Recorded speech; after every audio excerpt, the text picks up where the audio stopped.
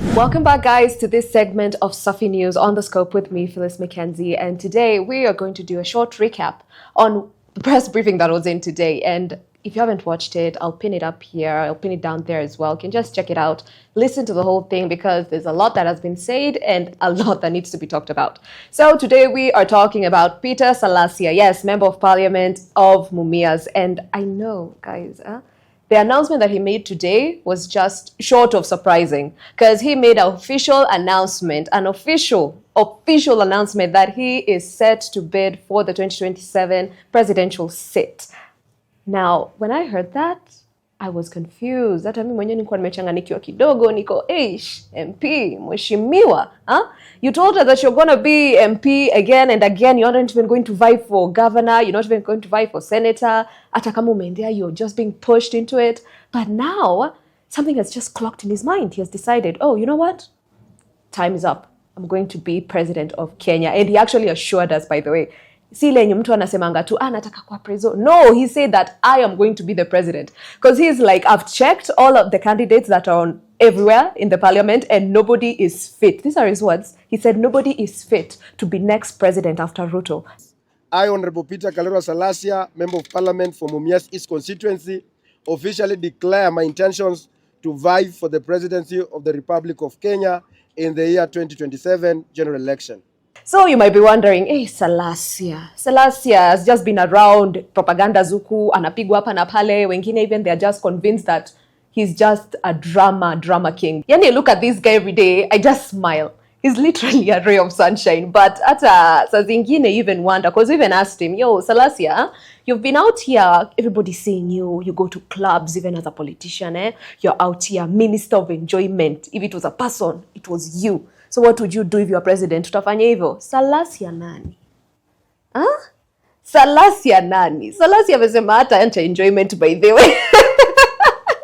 Salasya said he'll continue this enjoyment. The only difference is he won't share it on socials. He said vitu zake personal. He'll keep it personal. You won't know what he's doing, but he's president. He knows his work hours. So if his work hours are 8 to 5 as president, 5 to 6 amwe anaenda tu sherehe mahali. If you meet Salasya out there when he's president, ever take a selfie. It's an opportunity, but take a selfie, because how many times can you say your own president has been seen at Quiver? How many times can you say your president has been seen at the tunnel? How many times can you say your president ameonekana tu mahali hapa na pale doing photo ops? Because that's what he said, I know the older generation watakuwa like, no, we need our president to be corporate, Our president to be very serious. Our president to just stick to the ethics, to stick to the ethos. But do you think truly that every single president out here is not enjoying his own life? They are. So do not press people. Manifestos are what matters. As an individual, if you want to enjoy life, enjoy it as long as you've done your service. But I know, he'll tell me in the comment sections. Salasya has given us a couple of manifestos that he said that he will focus on, Everybody has a lot going on, especially when you want to be a president, you want to be a political leader. But for him, he had about 4. I'll just summarize them, but he had about 4 that he will focus on in his government. It was like he said, nikiingia tu hivi. These are the things that I'm going to focus on. And one of them that was on the top of his list was that we will have a less corrupt Kenya. He wants to sugua tu Kenya, nataka tu achukue super bright, achukue beam, achukue everything, bleach, even kama anawezana kupatana na jik, aoshe from the parliament all the way to the police sector. On that as well, he also ensures that his government will be a government for the Gen Z, by the Gen Z. Anataka sisi as Gen Zs tusikike, where the Gen Zs can make their decisions as well. They can make some bills as well. Kama mkona mkwazo hapa na pale, you can bring it into the parliament, nini. Hataki ile ati you can only stay with your problems wherever you are. Yenye, at even if you're speaking to your member of parliament, you're speaking to your senator, you're speaking to your MCA, nothing is happening. He's tired of it all. That a government, the Burkina Fasos, they have done that. Sure, is doing a lot. Traeré, if you're out there and even get to see this, thank you, because you're shaping the future of Africa itself. You're making a mark, and that's what Salasya is trying to do. But on top of that, another one of his manifestos is there should be more freedom of speech, which is very, very important. I know in our constitution, yes, it's there. I don't know in which section, but it's there, that Kenyans, we have a freedom of speech. I know the rest of the world might look at us and then they're like, oh, Kenyans can speak anything. They can go online, they can speak, they can go outside, they can speak. But what have we seen for the past year? People are getting abducted for just saying a single comment. Yani hata mtu akinu hivi kamera, simu, tao, unashtuka when you're in the middle of your speech. Unaweza kaa hivi ujiambie, yo, I don't want to say this because unaweza nieke na unmarked Subaru.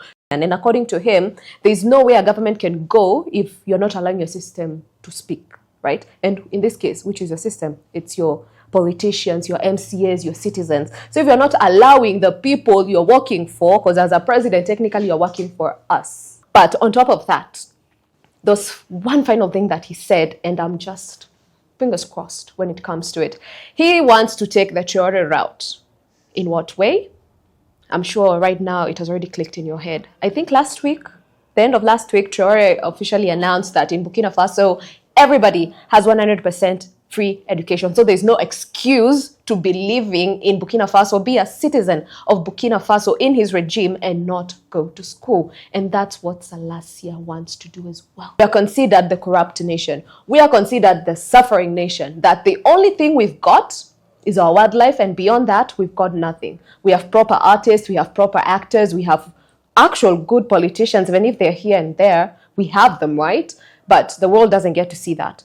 What the world gets to see is the horrible parts of Kenya and even the horrible parts of Nairobi, and that's what Salasya is trying to end. He wants to put us on the map, just the way Traeré put Burkina Faso on the map. And I hope that us as Kenya, maybe in 2027, people will be saying, oh, yo, Kenya is the place to be because they have a proper regime. But drop in the comment section, tell us, what do you think? Do you think Salasya has a chance to vie for president, not even vie, to even become president of Kenya? And do you think that perhaps he can finally walk the walk, be the politician that walks the talk and not just tell us propagandas when it comes to his manifestos? But until next time, check out the press conference. I'll leave it linked in the description. I'll also leave it tagged in this video, and just go to our comment sections on the socials, tell us what you think. And until next time, this is On The Scope with me, Phyllis McKenzie from Safi Media. Bye.